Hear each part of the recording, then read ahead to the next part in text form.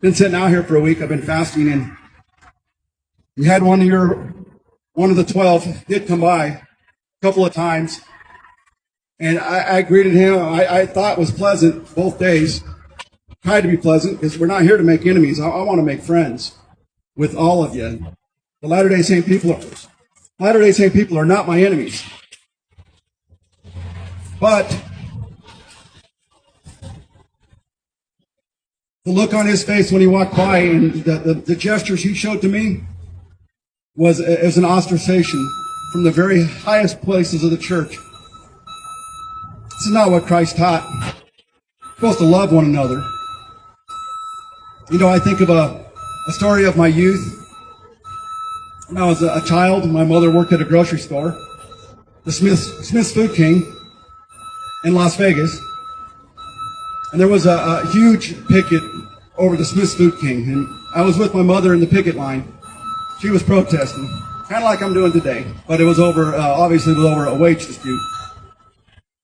And you know that the owner of Smith's Food King, good Mormon guy, from what I understand, he came out to the picketers, the very people that were challenging his policy, the very people that were challenging his livelihood, because from what I heard, he lost a lot of money through that picket. You know how he treated those picketers? President Nelson? That man went out and he greeted every single one of the picketers, and he was pleasant to them. He showed them love. I remember I was a small child when I met D. Smith. He was pleasant to me, he was pleasant to my mother, and he was pleasant to all the picketers. The very people that were threatening his livelihood and threatening his policy. He showed love. This is what Christ would teach us to do. You can show love to those you disagree with. It doesn't have to be the type of exchange that I experienced yesterday from one of the apostles. It doesn't have to be like that. It doesn't have to be like that. Gracious people can be pleasant to those they disagree with. But that's not the culture that the church is promoting. That's not the culture that the 12 are promoting, not even on this sidewalk. What they're promoting is to ostracize those who disagree with you, those who challenge your power. That's what the church is promoting. And it's harming people. A man can't have a faith crisis. He can't have any doubts without risking his family, without risking his wife divorcing him. A child can't have a faith crisis without their parents disowning them. Which brings me to another story, another friend. These are people I know, and I've known for years, most of my life. I was on the Facebook, and in our chat room, and I hear a girl talking about her faith. You know, she's struggling, and she's a teenager, and she's being harmed. She says her mental health is being harmed because she's going through a faith crisis, and her parents won't understand. And I seen the name of this girl. And I said, wow, I think I know this girl. And I went and looked. And sure enough, it was an old friend's daughter. I'd stayed in this friend's house many times, but it's his daughter. Saying that her mental health is being damaged by this rigid policy that allows no one to have any dissent, any doubt, any faith crisis. You're letting the shelves build too heavy. And guess who has to go and help the children of these parents that won't listen, who give no room for a faith crisis for their child? Yeah, it's people like me.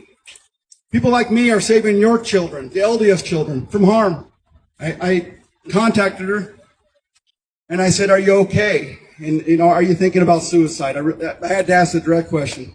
It's exactly what I asked her. And I said, are you able to get some help? And because I knew her parents weren't going to listen. And that's what she told me. I said, well, do I talk to your dad about it? As a close friend, I said, do you want me to, I know your dad, and I can get, him and I can talk. Do you want me to talk to your dad and maybe explain to him the harm? And this man should know, of all people, should know better. He came to my home after my son was dead.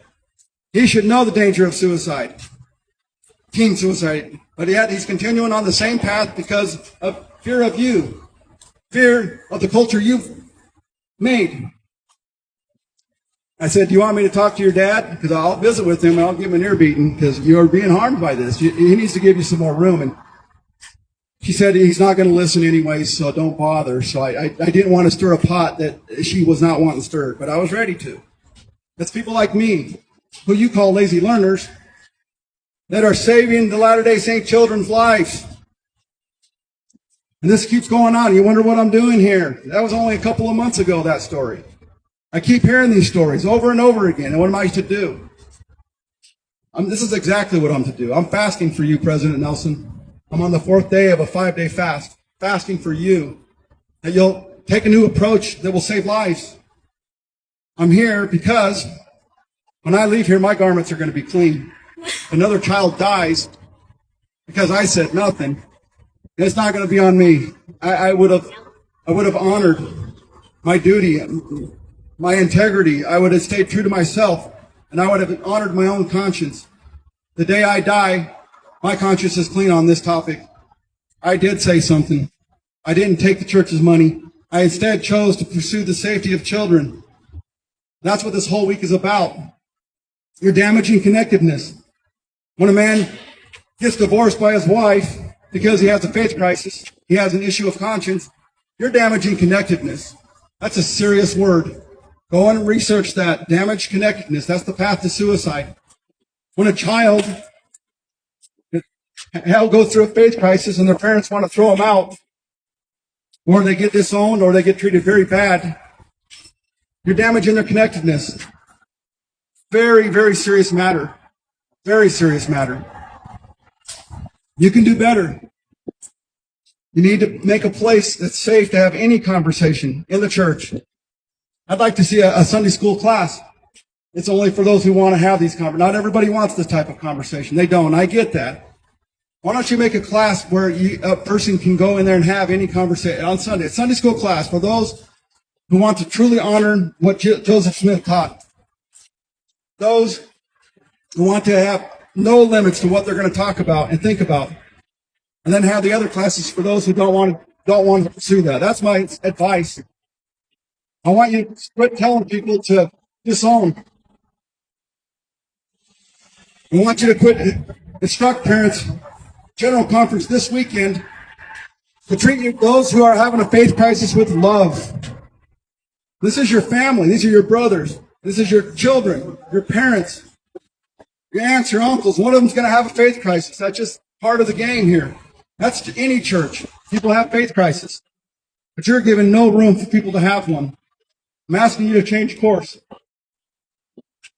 But anyways, my message is short, but it is terribly important. Suicides are resulting over this topic. Make it safe to have a faith crisis in the church.